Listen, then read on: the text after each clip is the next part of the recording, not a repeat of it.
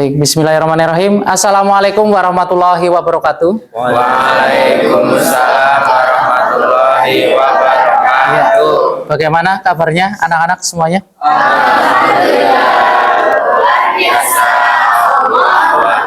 Insya Allah. Semoga semuanya dalam keadaan sehat semuanya ya. Amin. Baik, untuk mengawali pembelajaran di pagi hari ini, seperti biasa, silakan ketua kelas memimpin berdoa terlebih dahulu. Baik, untuk mulai pelajaran pada pagi ini, adalah kita doa terlebih dahulu. Doa mulai.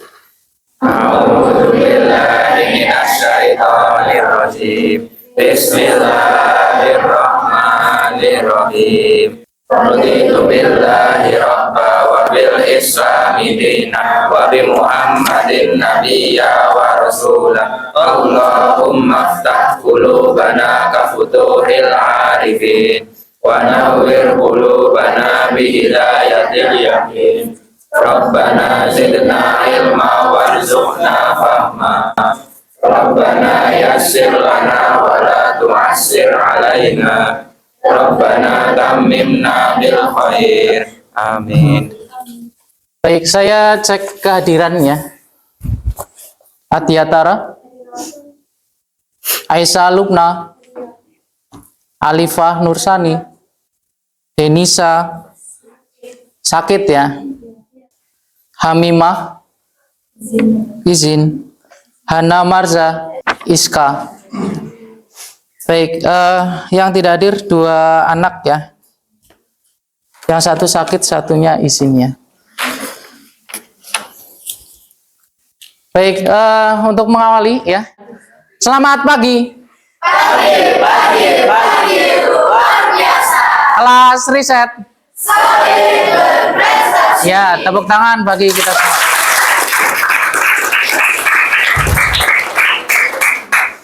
Baik, pada pertemuan pagi hari ini ya, sebelum masuk ke materi, masih ingat tidak materi pertemuan sebelumnya ya? Di era kerajaan-kerajaan Islam ya. Ada yang bisa menyebutkan kerajaan Islam yang ada di Sumatera apa? Samudra Pasai. Yang di Jawa apa? Demak ya. Yang di wilayah Maluku Ternate Tidore ya. Baik, pertemuan ini tentunya sejalan dengan kronologi pembelajaran sejarah. Kalau bangsa kita setelah masa kerajaan Islam, kita akan mengalami era atau sejarah apa? Kolonialisme ya, atau masuknya penjajahan ya. Ini nanti yang akan kita pelajari ya. Kalau dilihat dari gambar ini apa ini? Sebuah kapal ya, berbendera apa? Belanda ya. Oke. Kenapa bangsa-bangsa Eropa rela menempuh perjalanan yang jauh dan beresiko ya?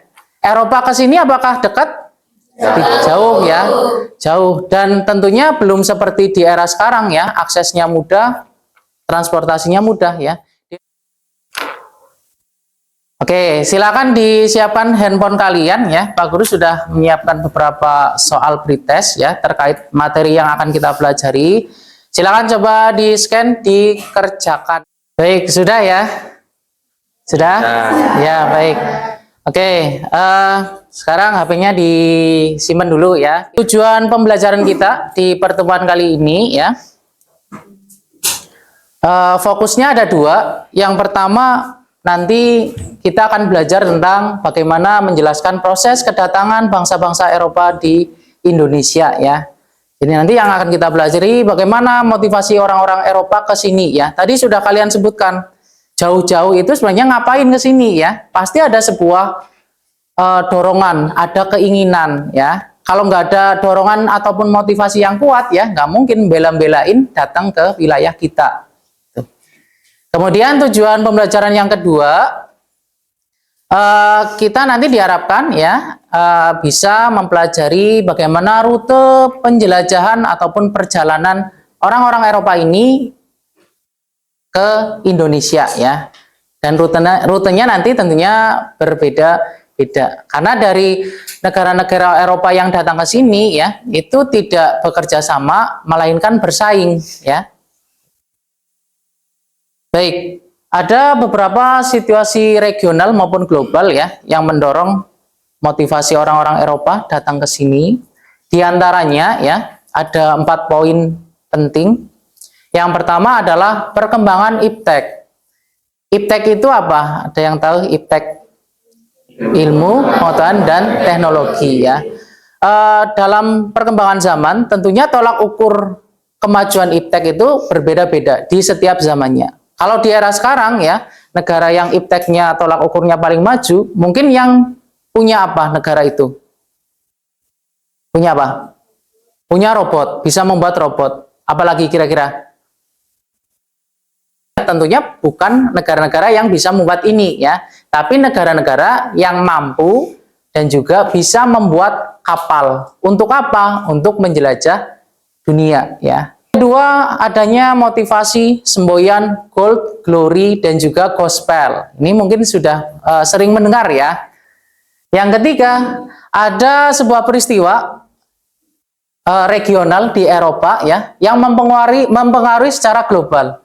Ketika ada peristiwa ini, otomatis kotanya penghubung antara Eropa dan Asia tertutup ya. Mereka mencari cara lainnya. Baik, poin yang terakhir ya yang menjadi motivasi kedatangan bangsa Eropa di Indonesia adalah pencarian rempah-rempah ya. Kenapa dicari? Kenapa dicari kira-kira? Berarti di sana ya tidak ada ya. Di sana tidak ada.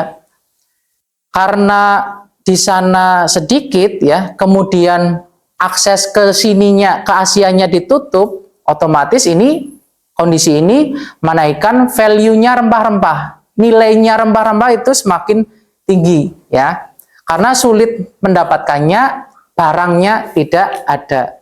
Kalau sekarang apakah masih value-nya tinggi? Tidak. Ada yang tahu kenapa alasannya? Ya, aksesnya sudah mudah, barangnya juga sudah banyak ya, itu. Kalau dulu barangnya sudah sedikit ya, makanya nyari ke wilayah kita ya. Pencarian rempah-rempah ini dikenal dengan istilah jalur rempah ya. Jadi jalur kedatangan orang-orang Eropa ke sini itu juga dikenal dengan istilah jalur rempah. Baik, Pak Guru akan menampilkan sebuah video ya tentang jalur rempah. Silakan disimak ya.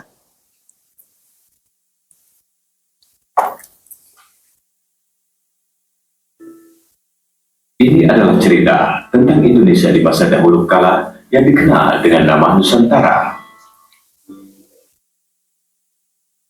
Sejak zaman lampau, Nusantara telah dikenal sebagai daerah penghasil rempah-rempah, komoditi utama dalam perdagangan internasional di masa itu.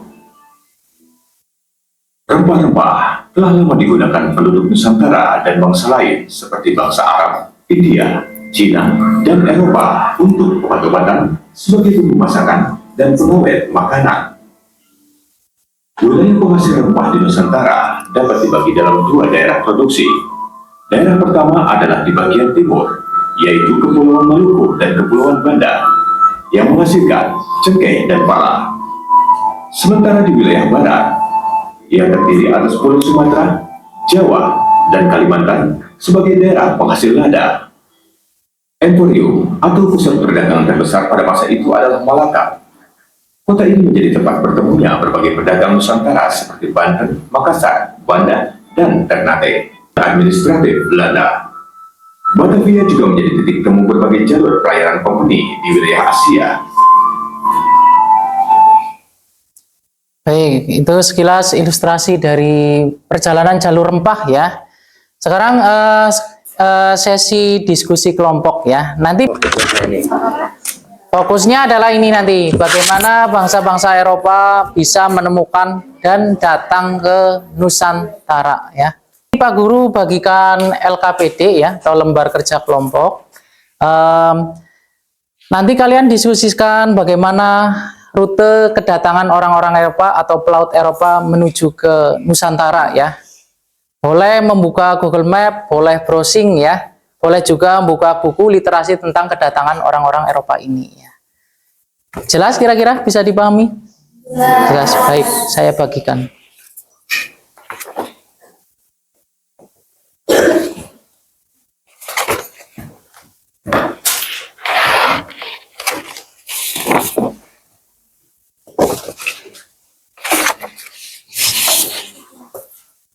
Ya, sama-sama.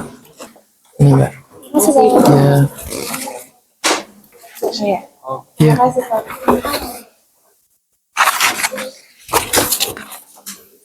Silakan dibaca petunjuknya ya. Kalian pelajari rutenya ya, kemudian didiskusikan. Nanti kalian presentasikan bagaimana rutenya, kemudian apa latar belakang dari motivasi masing-masing negara Eropa ini datang ke Indonesia ya. Diskusikan bagaimana latar belakangnya, siapa tokoh pemimpin ekspedisinya, bagaimana rutenya, dan juga kesimpulan dari apa yang kalian diskusikan ya. Nanti dipresentasikan. Silakan.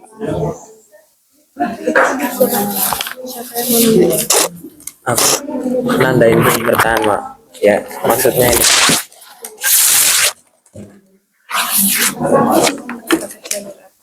Silakan ditandai wilayahnya ya, kemudian dihubungkan wilayah-wilayah yang didatangi oleh para pelaut Eropa.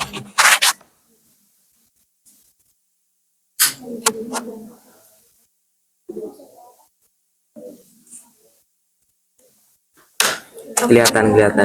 Nanti ini dikasih keterangannya di sini ya. Iya.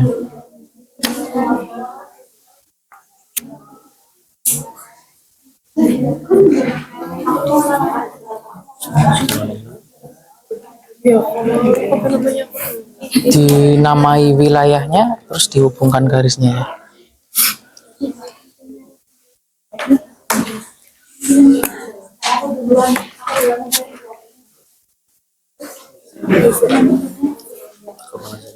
Hah? Nanda ini kok maksudnya apa ya? Ini kan kota pertamanya udah tertandain yang setiap negara. Nah ini kan kalau di sini kan ini ada sekalian tulisannya yang kota pertama gitu loh. Nah ini enaknya ditulisnya kayak gimana ya? Di tanda panah. Iya ya, misalnya ini Spanyol, ini Portugis, ini Belanda, ini Inggris, nanti di tanda panah, di titik-titik, nanti penjelasannya di yang bagian yang kosong gitu. Kalau di sini kan ini langsung di titiknya. Nah ini kayak misalnya tabrakan atau nggak jelas kan ini, soalnya pulpennya tebelnya sama kayak yang garis ini. Nah ini bisa dikasih tanda panah sama garis titik-titik aja. Penjelasannya di yang kosong. Ditulis wilayah yang utama. Bisa. Tapi kalau soalnya apa ya, ini nggak cuma satu kota tok, nanti ada titik yang lainnya juga, ada kayak misalnya Diutamakan yang rutenya Portugis dulu ya, dan juga Spanyol ya, karena berdasarkan tahun kedatangannya ya, yang lebih dulu negara itu dibandingkan Belanda. Belanda itu yang terakhir ya, makanya Belanda itu lama sekali menjajah wilayah.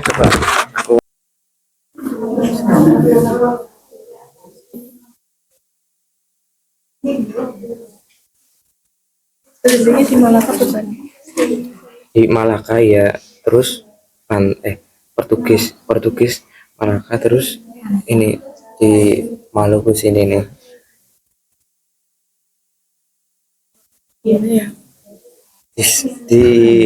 Di sini nih, ini yang apa? Iya, yang ini, di antara ini nih, yang diapit. Iya situ.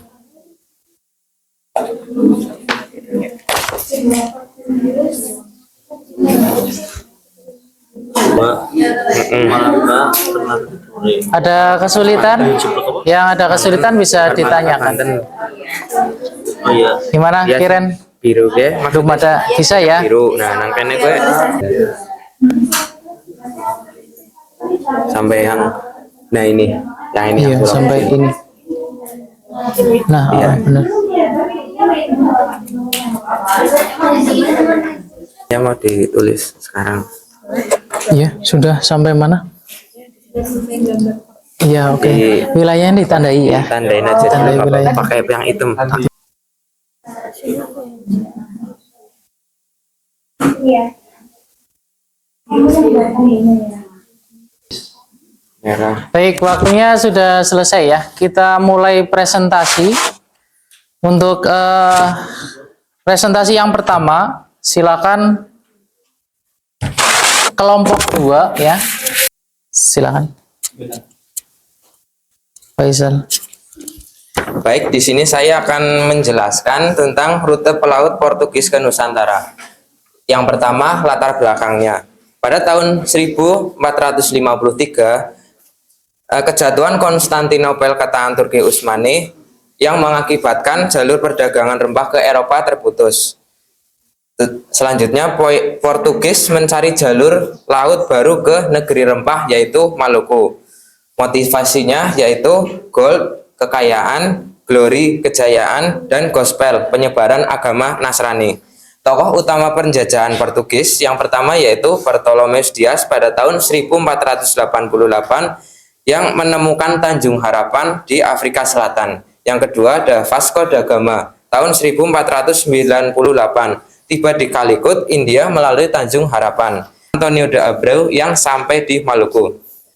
Kesimpulannya, Portugis adalah bangsa Eropa pertama yang berhasil mencapai Nusantara lewat jalur laut. Yang kedua, fokus utamanya yaitu menguasai perdagangan rempah di Maluku. Sekian yang dapat kelompok kami sampaikan. Apakah ada pertanyaan? Iya, silakan. Pertanyaan. Nabila Pasha. Pak Sabila, saya ingin bertanya mengapa Maluku menjadi tujuan utama pelaut Portugis? Ya, ada lagi ini. Siapa tokoh Portugis yang berhasil menguasai Malaka dan apa tujuannya? Itu ada Alfonso de Albuquerque pada tahun 1511 dengan tujuan menguasai jalur perdagangan rempah dari Nusantara ke Eropa. Ya, adakah yang bertanya lagi? Ada yang mau menambahkan tentang barangkali kelompok kalian yang didiskusikan ada informasi lebih dari teman kalian yang di depan? Selanjutnya itu ada tokoh utama penjelajah Spanyol. Yang pertama itu ada Christopher Columbus pada tahun 1492. Dia itu menemukan benua Amerika. Dia berpikir bahwa itu benua India. Yang kedua itu ada Ferdinand Magellan pada tahun 1519 sampai 1521. Dia memimpin ekspedisi pertama untuk mengelilingi dunia. Dan yang ketiga itu ada Juan Sebastian Elcano. Dia melanjutkan ekspedisi Magellan setelah Magellan gugur di Filipina. Dan yang keempat yaitu ada Elcano dan timnya. Pada tahun 1522, dia berhasil sampai ke Spanyol dengan membawa rempah dari Maluku. Kak ya.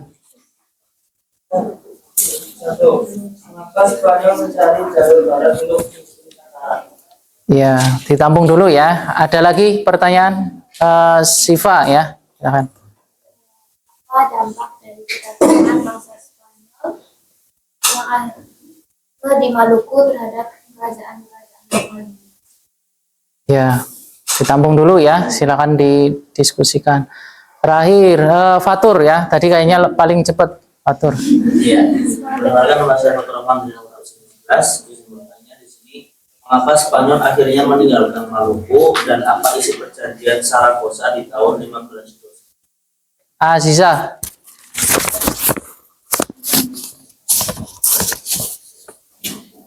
Mau menambahkan arti penting ekspedisi pelaut Spanyol dalam sejarah dunia. Ekspedisi Magellan dan Sebastian Elcano merupakan pelayaran pertama yang berhasil mengelilingi bumi. Hal ini membuktikan bahwa bumi itu bulat serta membuka era baru perdagangan dan interaksi antara bangsa di dunia. Ekspedisi ini juga menandai bahwa globalisasi, di mana jalur laut menghubungkan Eropa, Amerika, Asia, dan Afrika. Pada tahun 1579, Francis Drake singgah di Ternate, membawa rempah ke Inggris. Selanjutnya pada 1619 sampai 1682, Inggris membuka kantor dagang di Banten, Ambon, Banda. namun kalah bersaing dengan VOC Belanda. Selanjutnya tahun 1811 sampai 1816, yaitu Inggris berkuasa di Jawa setelah merebutnya dari Belanda. Selanjutnya adalah kesimpulan. Inggris masuk ke Nusantara melalui jalur timur, Tanjung Harapan sampai Samudra Hindia, lalu ke Aceh, kemudian Banten sampai Maluku. Walaupun sempat bersaing dengan Belanda, Inggris tidak terlalu lama bertahan di Nusantara. Peran besar Inggris terlihat pada masa pendudukan Jawa pada tahun 1811 sampai 1816 di bawah Thomas Stamford Raffles. Latar belakang dari negara Belanda datang ke Nusantara. Yang pertama, akhir abad ke-16, di mana Belanda ingin menyaingi Portugis dan Spanyol dalam perdagangan rempah. Kemudian untuk poin kedua, tahun 1602, Belanda mendirikan VOC atau Verenigde Oost-Indisch Compagnie untuk mengatur perdagangan di Asia. Tujuannya yaitu untuk menguasai jalur rempah, memonopoli perdagangan, dan memperkuat posisi ekonomi Belanda di Eropa.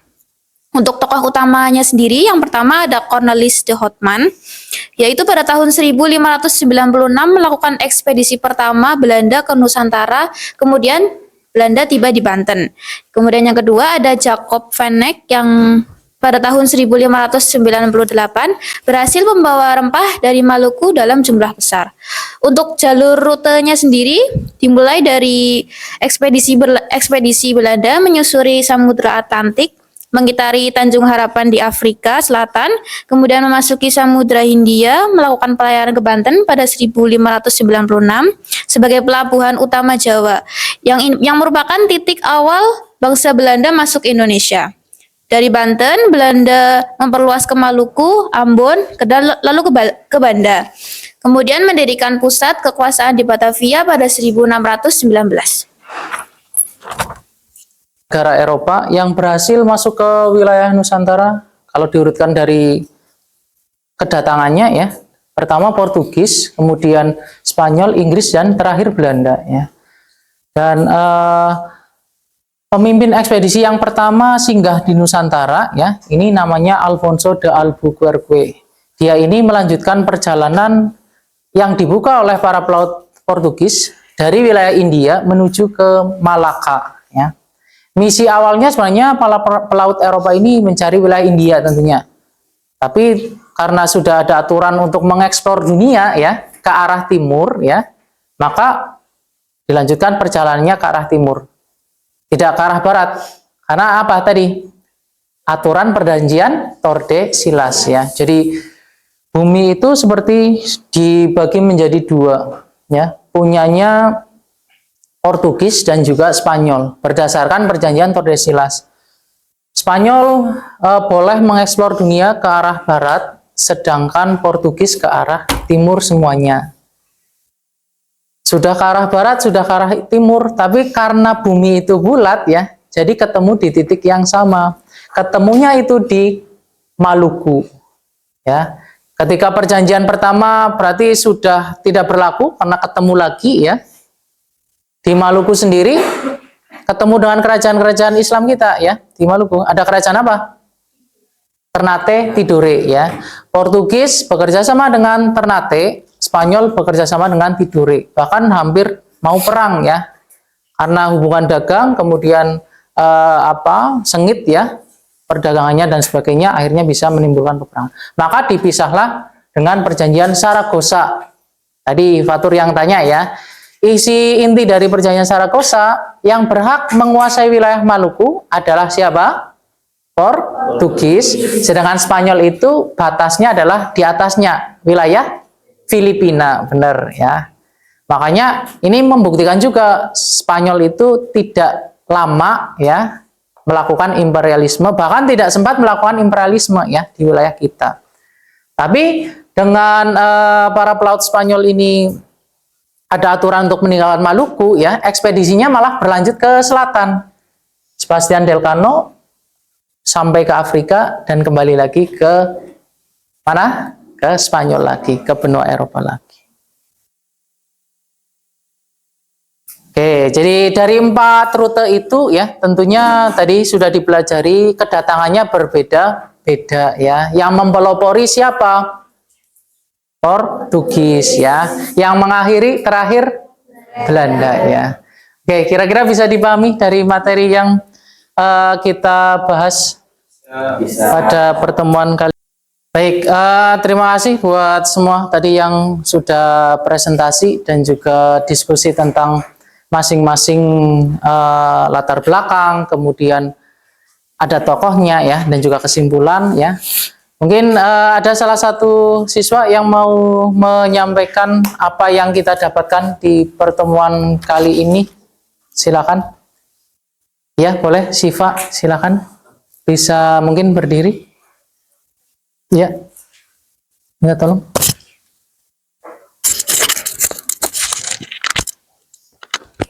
Jadi setelah pembelajaran sejarah kali ini, saya jadi lebih banyak belajar bahwa kedatangan bangsa Eropa ke Nusantara itu bukan hanya sekedar mencari rempah-rempah, tapi kedatangan mereka juga ternyata membawa dampak besar bagi penjajahan di Indonesia. Jadi saya juga sadar bahwa ternyata sejarah kolonialisme di Indonesia itu panjang dan berawal dari motivasi sederhana berupa rempah-rempah. Ya. Kemudian juga saya suka ketika belajar sejarah itu menggunakan peta untuk menggambarkan rute pelayaran dari bangsa Portugis, Spanyol, Inggris maupun Belanda. Karena saya juga jadi belajar perbedaan jalur mereka. Kemudian juga saya merasa pembelajaran sejarah itu jadi tidak membosankan kalau misalkan menggunakan cara yang efektif dan aktif. Ya, Terima kasih, baik. Bapak. Ya, tepuk tangan untuk Siva ya. Baik, setelah kita belajar ya, sekarang untuk mengakhiri ya, tentunya ada post test ya. Silakan bisa disiapkan HP kalian, silakan diisi, di scan seperti yang awal tadi.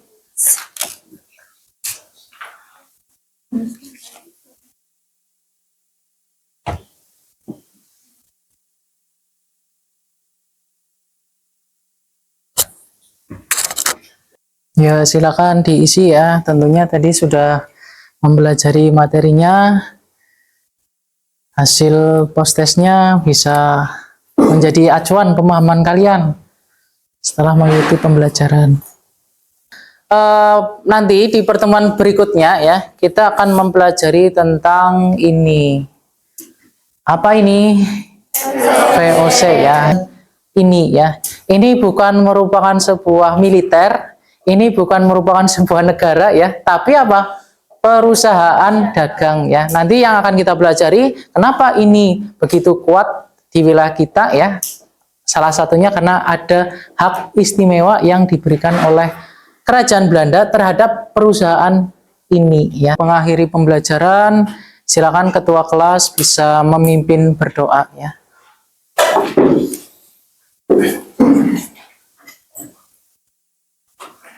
Baik, untuk mengakhiri pelajaran pada pagi hari ini, doa mulai. Bismillahirrahmanirrahim. Subhanakallahumma wa bihamdika asyhadu an la ilaha illa anta astaghfiruka wa atubu ilaik. Baik, sekian dari saya. Semoga pertemuan ini memberikan banyak manfaat dan pembelajaran bagi kita semua ya. Wassalamualaikum warahmatullahi wabarakatuh. Waalaikumsalam warahmatullahi wabarakatuh. Terima kasih, Pak. Ya, sama-sama. Terima kasih semuanya.